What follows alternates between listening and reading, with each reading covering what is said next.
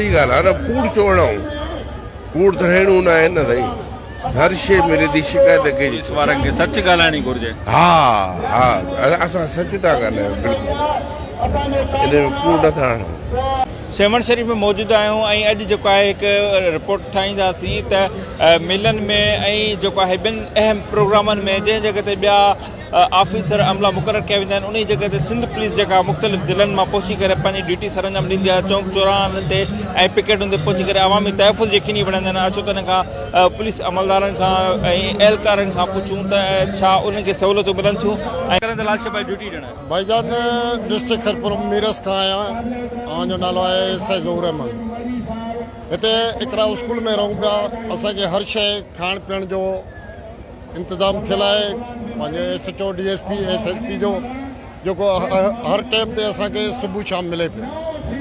तव्हांखे छा था चओ, सभु सहूलियतूं मिलनि थियूं? असां ज़िले खीरपुर जाऊं साहब सां गॾु बिल्कुलु खाइण पीअण रहण करण हर शइ से जेको आहे मिले थो, बिल्कुलु वॾे सुकून सां। यार जगह वो पाण हूंदा ई शिकायत वारो शिकायत कंदा बाक़ी असांखे कोई शिकायत कोन्हे। तमामु बहितरीनु निज़ाम आहे। तमामु नंढा ऑफिसर लाइन ऑफिसर आहे, DIB इंचार्ज आहे या ॿिया जेके बि ऑफिसर आहिनि तमामु बहितरीनु असां सां रवैयो बि आहे। राइश तमामु सुठी स्कूलनि में सफ़ाई जो निज़ाम हर शइ आहे। तव्हां ॿुधायो कॾहिं खां ड्यूटी ॾेई रहिया आहियो? असांखे 3 ॾींहं थी विया आहिनि।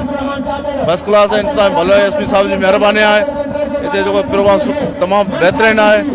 माने किथां खां आया हो बेसिकली? असां खैरपुर मीरस खां आया आहियूं। अच्छा, मुख़्तलिफ़ ज़िलनि खां आयल पुलिस के सखर खां आहिनि, के लाड़काने खां आहिनि, के काॾों आहिनि, माना मुख़्तलिफ़ ज़िलनि खां आहिनि। अवाम मां मोहबत मिले थी, रिस्पेक्ट मिले थी? बिल्कुलु बिल्कुलु अवाम सां असांजो बि सलूक भलो आहे, अवाम जो बि असां सलूक आहे। तव्हां ॿुधायो। बहितरीनु जेको ऑफिसर असांजा हुकुम कमाइनि उहे असां ठही सघे पंहिंजे ॼणनि खे निर्देश कयूं था। ऐं जीअं जेके जाल मसइला जेको अस्पताल में सेट थिया जेको मरीज़ खे छॾियूं था, कंहिंखे बि तंग कोन था कयूं। तव्हांजे लाइ बि बाला ऑफिसरनि जा इंतज़ाम वग़ैरह सही थियल आहिनि? बहितर सही तरीक़े सां बाला ऑफिसरनि जा हुकुम जेके चौगोर ते जेके ॿार नफ़री आयल आहे।